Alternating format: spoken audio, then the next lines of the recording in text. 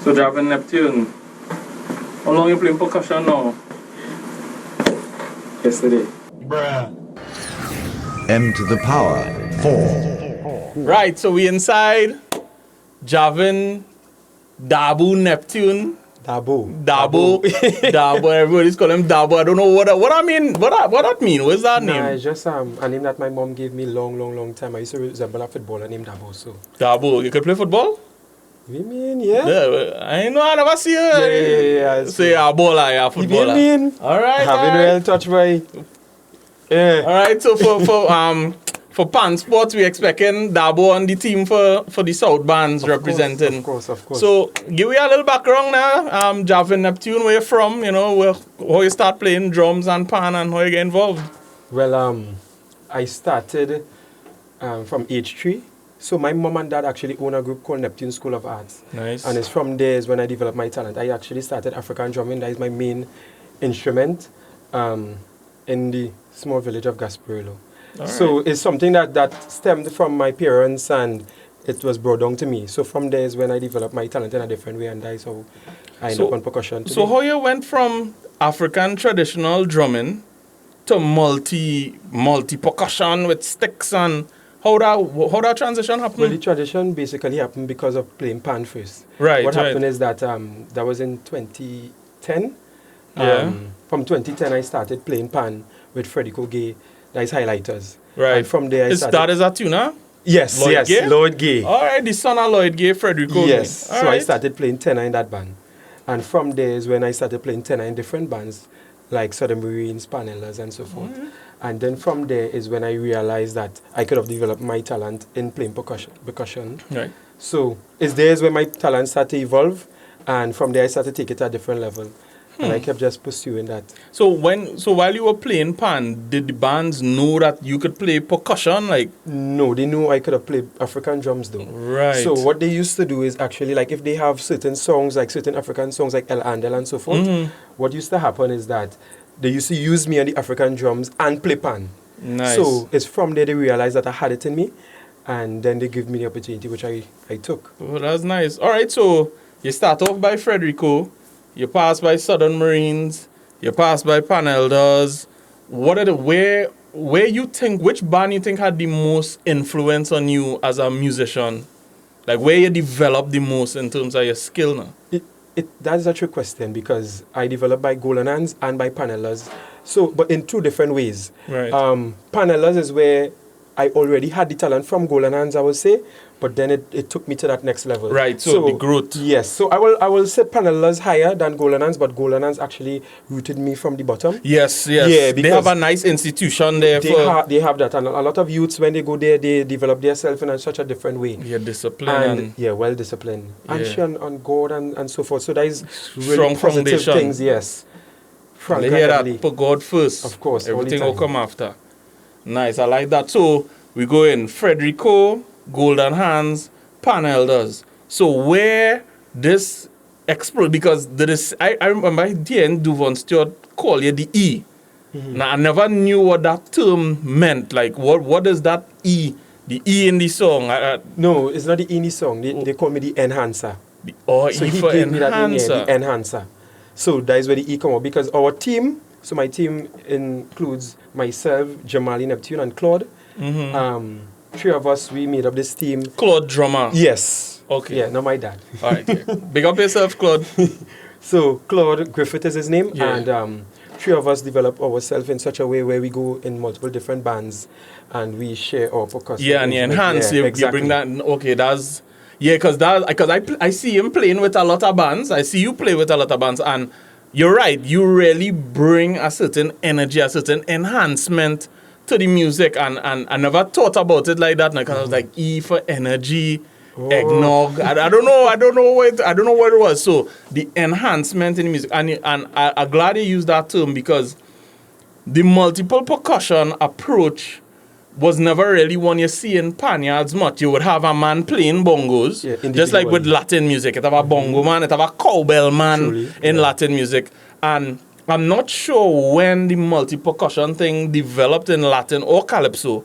And honestly, I can't remember ever seeing anybody do it in steel pan before probably Tamba. Okay. When I saw Tamba by Pan Elders, now he Right. and Soko, you know, Soko was Soko Elder, Soko Yeah. drummer, Soko, you know. I pay tribute to the To him, elders too, yes, of because course. he was actually the first drummer with Southern Marines with my dad Oh. as well, you know what I mean? So Neil De La Rosa, Right, I know of him. you know. So I remember seeing him and Tamba in Pan Elders, and Tamba had this huge percussion rig now. You know, but normally you see a man with a timbales and a crash, that was it.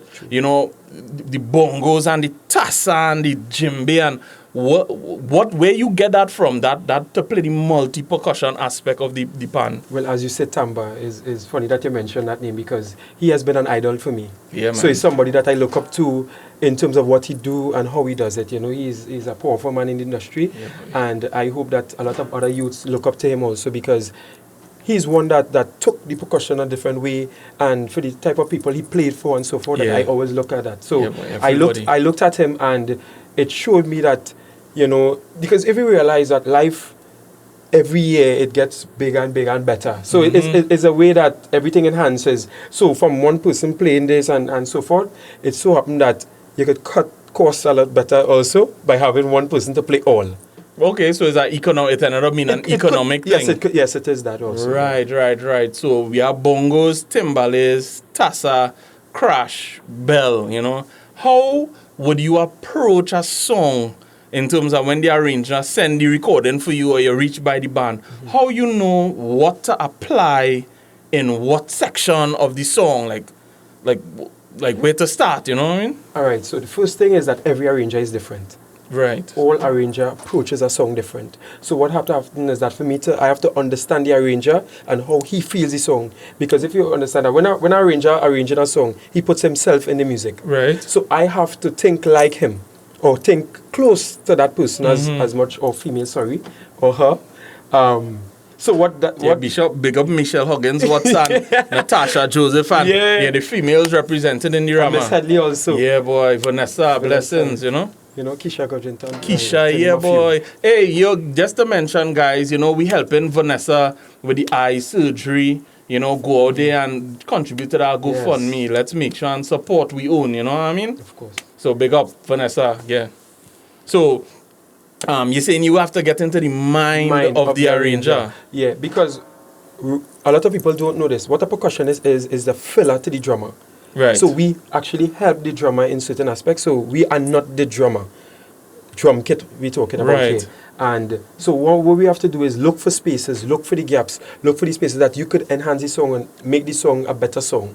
So that is my and then next thing is Wow. that when you listen to the song, you will know what elements is really required of the song. Okay. So it depends. So if you will have some chutney song, you'll have an African song, it depends. So you wouldn't really put the tassa in the African song and you wouldn't really put the African drum in the chutney song. So it... Okay. Because the first interview we did with Mikhail, he said to me that he didn't think he could play the song by himself because you also played with the winning band Uptown Fascinators. Yeah. And he said that, you know, the majority of the feel and the phrases came from you. And he was kind of, you know, he was hesitant to play it by himself. And I was like, no, I think you could do it, you know what I mean? But that said to me how important your job was. And I don't think that he understood that you were really trying to compliment him and support him. And that support meant so much to him that he felt like he depended on you now. And it's interesting that concept where you could be such a great support to somebody that they realize they can't work without you. You know, and I think that's something that a lot of younger drummers need to know, because as drummers, we tend to want to fill every space and think that we need to do everything. But when you have a solid percussionist behind you, you could hold grooves, yeah. you know. So I never look at it like that, because I was one who came from a band where we didn't have much percussionists around, you know. So I had to kind of hold everything. I had to play every phrase. I never had that support. So when Mikhail said that, I was like, wow, it must be really nice to play with somebody who understands the instruments now. You know, so at this point, I think I want to ask you to play one of the pieces that you would play in Panorama, a piece that won with Panelas in 2017 called Roti and Talcari. Right? So, guys, we're going to ask Jahvin to play roti and tal curry.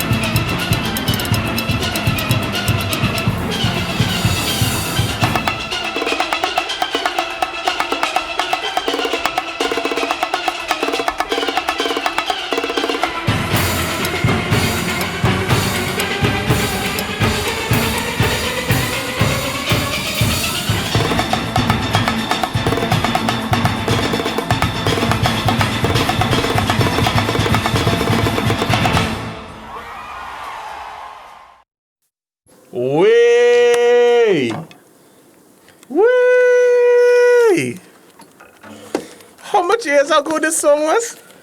2017, 3 years ago. Closer to 4 years. Way! Wow, this song was 4 years ago. How you remember all them parts? That's a good question. No, like for real, like this is 8 minutes of music. Like every single part had a different. I mean, I'm amazed. I wouldn't lie, I'm amazed. I am in amazement.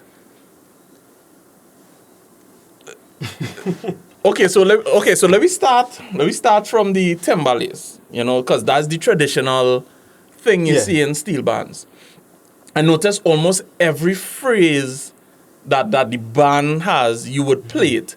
Is it that this is something you play in conjunction with the drummer, or these are your own interpretations of what should be phrased?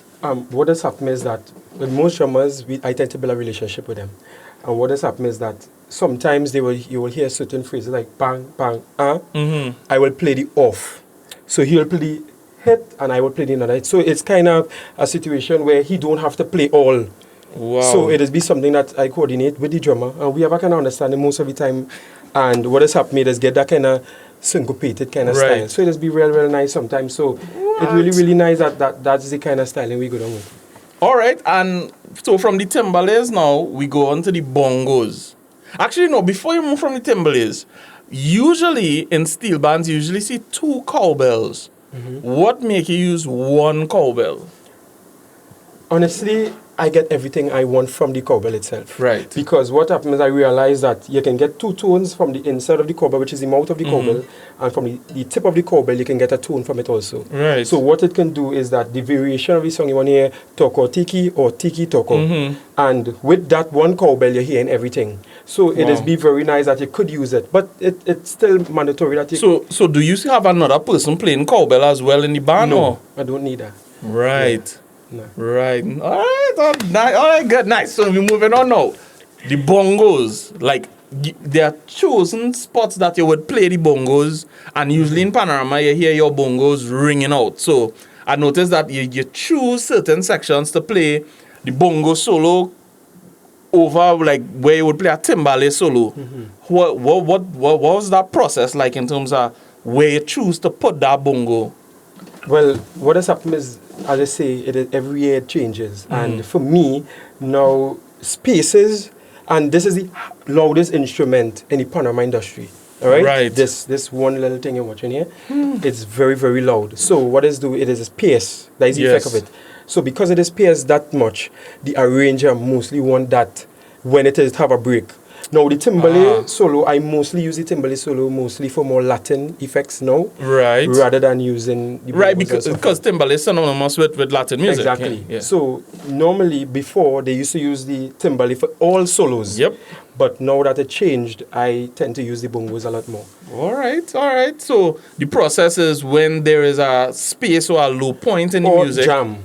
Sometimes there is some jammy parts. Yeah, repetitive sections. Yes. And sometimes it is just want the bongos to be playing throughout. And I realize these days what I do is that it has certain parts where you hear laga laga laga laga lagang. I will play the bongos here to enhance the pan. Oh, so you play in unison as part of the arrangement, and then sometimes as a solo just... Yeah. Wow, okay, so it has 2 uses. Yeah. Wow. Okay, so is it that the drummer would also play what you playing on the bongos, or he would just... No, he will hold the groove. Okay. He would hold the groove, and I will go up. So as me and Claude say, if I sleep, we say, Jahvin, you go up. So it really means for me to play in that section. Okay. Yeah. And where we have the Tasa, which is, I mean, it's synonymous with Trinidad. Of course. Is one of our main instruments, there's a family. What was your approach for the Tasa? Was it just solely to bring that Indian element to the song, or what was the approach with the Tasa instrument? Well, what happened is I wanted to be as authentic as possible. So because I wanted authentic, for them to hear the Tasa style or the Tasa taste, it will actually be much more beneficial than using the bongos. So the bongos is most of the times used to imitate the Tasa. But what could really replace the Tasa? That's a good point. So. And I noticed as well that you weren't using the traditional Tasa grip where you would hold it like a match grip, like. Oh, I understand what you mean. Yeah, you decided to go with it full on, yeah. The reason why I did that also is because normally when the Tasa plays, they have a strap and they have it upon their body. Right. So what has happened is that when they use the technique, they use the bongs Right. for the roll. So they'll be rolling like this. Mm-hmm. But in this case, because I have to be moving a lot, I have to play and use my wrists. So all the Wow. rolling I was hearing, it wasn't bongs, it was my wrist rolling. Yeah. Wow, that's great technique though. That's a great technique because not much people could get that speed with just single. You know, could you just like demonstrate a little bit at the Tasa? Just you don't have to do it full volume, but just to show that the Tasa patterns could be played with just a traditional straight single stroke roll. Yeah. So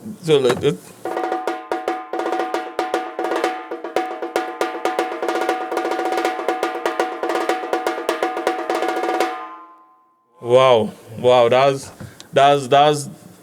okay. So we see it, fellas. Here, you know, we could start incorporating a Tasa drum into the drum set. You know, Of course, yeah. as well. So for you drummers out there, the more modern Tasa uses a synthetic skin instead Yeah. of the goat skin, and it's basically just a snare skin. That they use, yeah. Yeah, so you know, let's maybe get somebody in to talk about the transition from the Tasa drum synthetic to From the goat to the goat to synthetic, and we could also see that with the African drums now. Yeah. Well, it gone back. It gone back that to? one- yeah, it gone back. So what has happened is that it started with the goat and so forth. It went to synthetic, and that era is gone. So it come back to more goat and because right now we use camel, cow. What? Yeah. Were you gonna Antelope. camel skin in Trinidad? The order, yes, that order. Oh, I don't know Yeah, which that's- well. Emperor Valley, I'm not gonna tell her if you're missing any camel, come down by Neptune thing, Casper. Camel skin, you say, you know. Yeah. All right, Granny, if you're missing your cow, it up by Neptune's there on a djembe. Right, so the other thing that I noticed was you use the crash to emulate the Jai. jai pattern, and I didn't notice that before. It's only when you did it the second time I was like, oh, that's what that was. So you could basically, instead of having the real thing, you try to emulate it, like what you were saying, the bongos would emulate the Tasa yeah. drum. So you emulate it with the Exactly. wow, wow. But because it's more powerful, it actually enhances things more than having a Jai in the back. So if you have a Jai in the back of our rhythm section, which is 90 plus players, it will be... It will get drawn. Yeah. Wow, Jahvin? I mean, I don't know.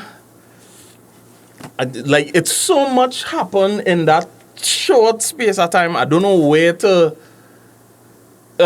wow. Guys, if you all have any questions, you know, feel free to drop down in the comments. You know, message Jahvin. He always online for questions and, you know, the type of cymbals, the type of sticks he like to use, how he tunes his instruments, and, you know, just general conversation about being a percussionist in the Panorama industry, which is a lot of work, you know, especially if you have to play for multiple bands and you have to be running around with equipment and how to build stamina for the day, you know, how you warm up, how you warm down. All these questions, you know, you all hit him up in the comments and let me get the conversation happening. So, any closing remarks here for the people? My closing remark is basically push for what you want. So, for the upcoming percussionists, the most important thing to know is that development always occurs and you have to develop. So sometimes we tend to be relaxed in a situation where we could keep pushing ourselves. Yeah. The important thing about being a percussionist, and from my point of view, is that every day is a learning aspect and you want to know that you want to get better every time. So some of us, we tend to be laid back about the situation where we could just push forward and go in. So Right. I will say that keep practicing, keep pushing for greatness. And there's a lack of percussionists in Trinidad. I can say this, there's a lack of percussionists in Trinidad, and for the young percussionists out there, this is the time for you to push and push for greatness, and it will work out. It surely would. Nice. So that's our offer there. You know, we gonna link up Jahvin to do some classes. You know what I mean? Now that we have COVID and everything online, so that's Jahvin Neptune saying, hey, you know, hit me up in my Of inbox. course. You know, let me get some classes going. So guys, this was the Panorama interviews, Panorama Percussionists and Drummers 2020. You know what I mean? It don't really get much better than this. So thanks very much for logging in. Oh, good. I keep forgetting, boy. I comment just now. Sorry, I am from a place. So we sponsored by Musician Paradise, you know, in this COVID season here where, you know, drummers ain't really working and can't really afford to buy sticks and all kind of thing. And so they sent some nice little gifts for us. So from Musician Paradise, we have some felts. For the cymbals, I see your felts, them they kind of dead. Much appreciated. So yeah, and we have some sticks. I know that there's an aspiring drummer as well coming up. So that's a nice pair of sticks from Veta. And we have some nice cymbal cleaner, which we could use to clean up all the cymbals and the percussion and shine them up. And, you know, thanks to Musicians Paradise for really caring about musicians. The other company that we have sponsoring is Lubex from Carousel. Like today, we really catch we tail because these instruments, like the Tasa and things, get a lot of abuse during the carnival. So the bolts are not, they seize up. So we had to, you know, apply the Lubex and fight to get it off. You know, and the nice thing is that these brands are locally made. So we have Lubex. We're gonna use the Lubex. We're gonna scrap down all these percussion things, spray it up, get all the nuts and things ready for the online Panorama 2021. Yeah, of course. Yeah, because we ain't having no Panorama, you know. Carnival and Panorama is a part of we. So whether the government say we having it or not, we still going and be prepared for whatever. So Lubex for all your parts, Musicians Paradise for all your supplies.